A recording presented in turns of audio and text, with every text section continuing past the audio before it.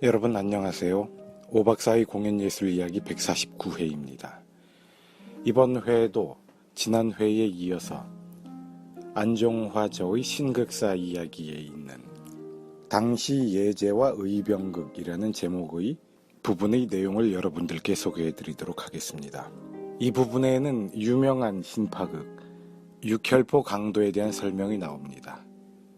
그래서 전공자로서는 한 번쯤 꼭 거쳐가야 할 내용이라고 생각합니다. 책의 중간에는 육혈포 강도의 신문 광고가 나오고 있는데요. 이 부분은 제가 따로 사진으로 발췌를 해서 이 동영상의 화면에 뜨도록 해두었습니다. 참고해 주시기 바랍니다. 그러면 안종화저 신극사 이야기 중에서 당시 예제와 의병극 부분을 여러분들께 소개해 드리도록 하겠습니다.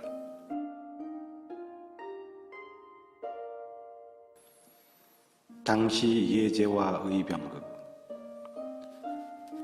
연흥사 흥행 중 성구의 귀에는 또 하나의 소문이 들어왔다. 그것은 한양골서 연극단체가 조직되었다는 소식이다. 당시 한양골이란 윗 한양골, 아랫 한양골로 갈려져 있었는데 배전 병문을 들어서서 보면은 바른편 쪽으로 오늘의 낙원동 일대가 한양골이었다. 장안사 극장, 한양골 깊숙한 골목 안에 자리를 잡고 있었다. 8.15 해방 전 중국 요리집 열빈루 후신 동명관 자리가 바로 당시 장안사 터전이다. 한양골 조중장의 집에서 과시 혁신선미단이 조직되었다. 그의 아우는 은장이었고 여기에 모인 간부급으로 후일 활동사진 초기의 이름을 날던든 육군학대 출신인 이홍준과 임정화, 박희천, 서상호들이 중심이 되었다. 조중장은 아우 은장과 더불어 사제를 기울여 선미단을 조직했고 즉시 공부하던 외국어 학교도 그만두었다. 그가 북경으로 떠나기 전까지 3년 동안을 연극 생활에 종사했다. 당시 외국어 학교는 운영궁 건너편 쪽 오늘의 천도교당 정문 옆이었던 곳에 길가로 목재 2층 건물로 있었다. 이 외국어 학교의 학도들은 모두 20이 넘은 굵은 청년들이었다. 국치 이후 공주 뒷골에 있던 관립 한성고등여학교가 제동으로 옮겨왔다. 그래서 운영궁 앞으로 통과하는 트레머리 여학생의 모습이 보이고 하면 교실 위층 창으로 굵은 얼굴들이 와 하고 물렸다. 대략 여학생들이란 당시 상류가정의 규수였더니만큼 도보는 드물었다. 이완용의 집도 저 동이었던 관계로 그의 딸도 자가 인력거로 통학할 때이다. 장난꾼이 학생들이란 매일같이 조석으로 그 인력거만은 용하게도 발견했다. 또 그의 이름까지도 어떻게 조사해냈는지 이름자를 까꾸로 불러주었다. 이윽후 구정 떴다 하고 2층 창턱에서 한 학생이 외치고 보면 여러 얼굴이 나도 하고 와 내밀었다. 구정이란 정구의 이름을 거꾸로 붙인 부름이다. 할 적이면 인력거꾼의 걸음은 모로 쓰러질 듯이 빨랐다. 또한 이 학교 앞으로 가끔 혁신단 광고대의 인력거 행렬도 보였다. 할 적이면 학생들의 호기의 눈은 쏟아졌다. 이것은 또 무엇이냐? 오라, 임성구의 연극이로구나. 이러한 연극 광고 바람에 학생들 걸음도 연흥사에 적지 않이 갔다. 당시 학생으로서 연흥사 혁신단 연극 구경에 열렬했던 한 사람도 조중장이었다. 조중장은 편모스라의 두 형제였다. 그의 가문은 깊이 알 돌이 없으나 비교적 부유층이었다. 조시문중을 이을 남의 맏아들로서 일찍 새시대에 면학하며 시사 정치에 관심을 품고 있던 청년 학도였다. 매일같이 연흥사 임성구 연극을 보아오던 중 불식간에 그의 흉중도 연극운동의 필요를 느꼈다. 당시 거리에 뿌리던 연극 광고지 일례를 독자에게 참고삼아 제공한다. 중략 대략 이러한 종류의 광고문이었다. 당시 이 광고지란 프로그램을 겸해서 극장 내에서도 뿌렸다. 매일 예제가 교환되었으므로 그날그날 연극비라는 달랐다. 매일같이 예제 교환을 알리기 위해서 거리에 뿌리고 다니는 프로그램 겸용의 광고지 일례를 들었던 점이니 육혈포 강도란 극의 내용도 어떠했던 것인지 그 개요를 잠깐 설명하기로 한다. 당시 연극인의 무대 기회와 더불어 또는 일화에 따라 적당한 기회를 가질 적마다 저명했던 작품의 내용도 참고삼아 설명기로 한다. 개요. 관총 강도 한 명이 신출귀몰한 행동으로 경찰 수사 활동에 비명을 올리게 했던 사건이 발생했다.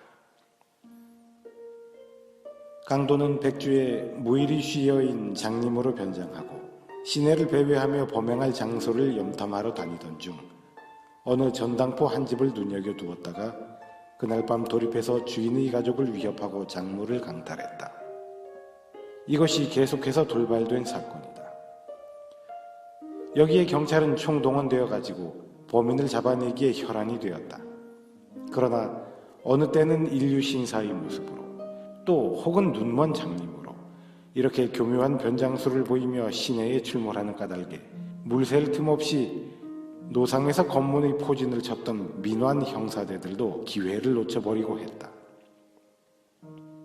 나날이 경찰의 활동은 맹렬해 갔으나 오리무중인 범인은 좀처럼 체포되지 않았다. 그리하여 시민이 불안해가는 원성이 높아짐에 따라 경찰로서는 최후로 서장실에서 수사방침을 의논했다. 여기에 참여한 신입순사로서 진실한 청년 한 명이 있었다. 그도 수사진에 참여해서 침식을 잇다시피 범인을 잡아내기에 고심하던 청년이다. 그는 이 무장범인 앞에 목숨을 내걸고 결사적으로 활동할 것을 맹세했다. 여기에 서장의 신임이 두터워지자 민원 노형사 축들은 경찰의 초년병인 신입순사에게 조소를 퍼부었다. 속담의 하루 강아지가 범 무서운 줄 모른다고까지 비유해서 모욕을 퍼부었고 압력을 가해갔다.